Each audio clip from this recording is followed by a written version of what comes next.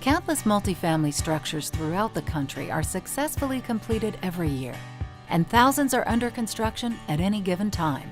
While fires do occur during construction, they are very rare. According to the NFPA, a total of 550 non-confined structure fires occurred in apartments under construction from 2007 to 2011. This only represents 1.4% of all apartments constructed during this time period.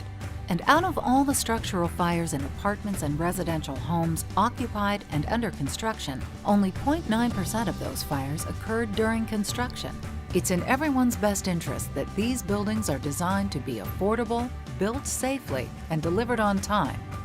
Construction Fire Safety Practices is a valuable training program that uses video, PowerPoints, and 3 manuals to help the construction industry and fire departments prevent and minimize fires during construction. Fire prevention is everyone's business. In order to manage risks and hazards and reduce catastrophic fire events during construction, there needs to be a plan and management model in place. In order to have an effective program, there must also be a system of accountability. Generally, it starts, I think, with the general contractors, the subcontractors involved in the phases of construction for a building, because oftentimes it's what they do or what they don't do that causes those fires. I think safety is just part of what we do.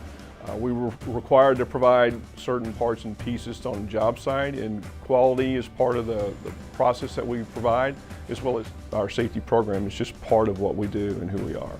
I look at this development as being a collective effort from the fire service, from building officials, and from the construction industry. So we all know what we need to do to protect buildings and those working around buildings from the start of a construction project to its very end when it's approved and people move in.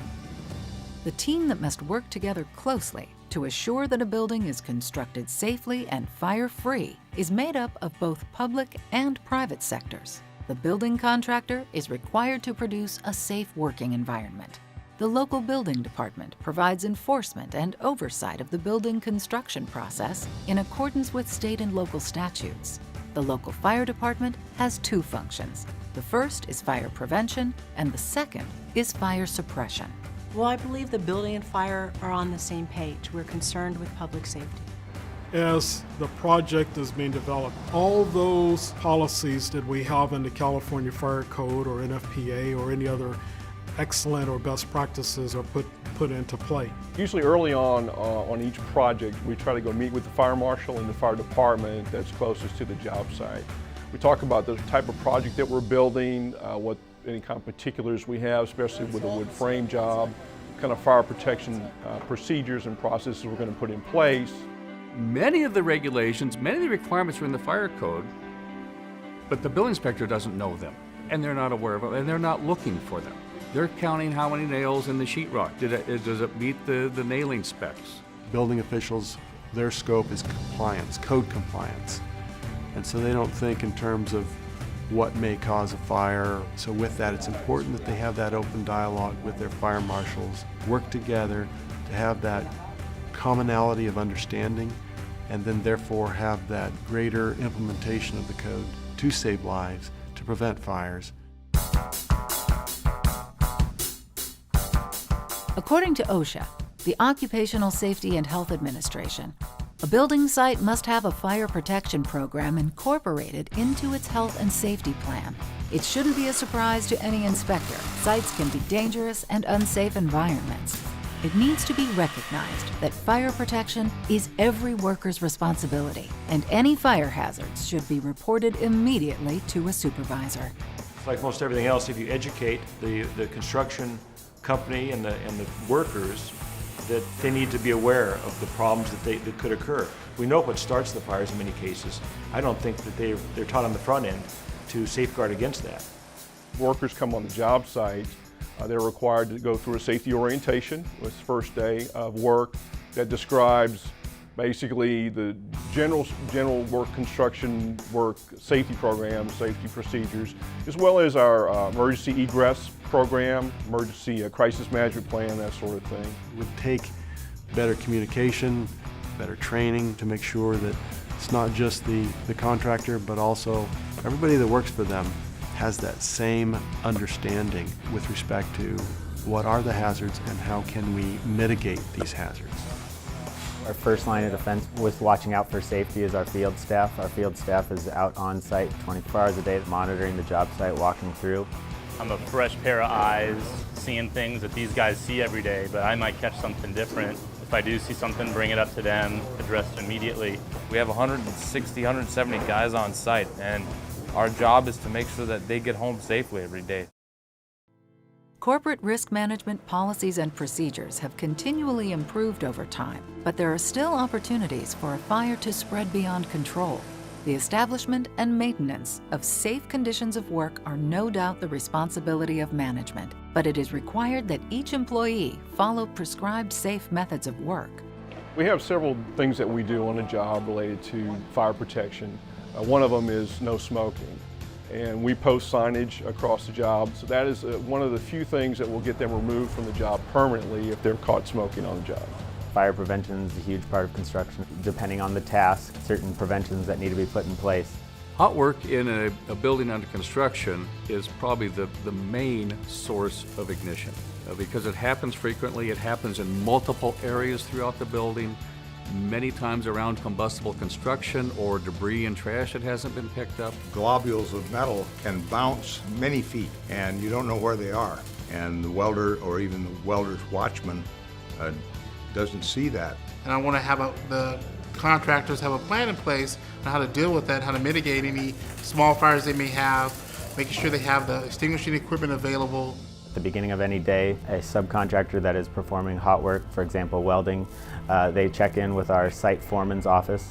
We've got this hot work permit that's a 3-copy form. They fill it out, they take these top 2 pages, they leave them with us. They take the yellow card with them and they hang it in the area that they're doing the hot work. For us to kind of know big picture where we've got any hot work going on in the building, and it also helps after hours for our security guards, so they know exactly the area that it was happening at and just make sure that there's nothing suspicious going on. There is fire watch as well. They basically have fire extinguisher located there with them. That secondary eyes of a welding inspector is also observing the process. So there's lots of eyes obviously during any hot work process.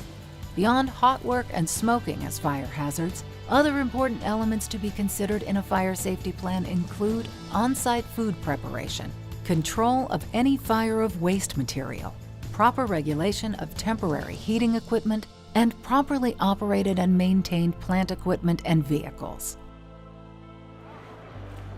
Housekeeping is, even at my own house, one of the most mundane chores, but in the long run, it's something that just has to be done. The biggest thing that matters with a fire is the cleanliness of the job. We need to keep it clean from anything that could possibly happen and create a fire.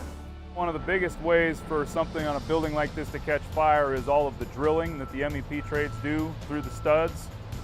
Creates the kindling on the floor. The accumulation of debris with the end cuts from the 2-bys, along with the sawdust and wood chips and scrap. People just don't look at these materials as a problem, but it creates a huge fire load. And then we, in many cases, add to that with flammable paints or thinners that we're bringing into the project for the finishing process. Housekeeping is something that's a daily task. End of every day, they're required to clean up for their site-specific work.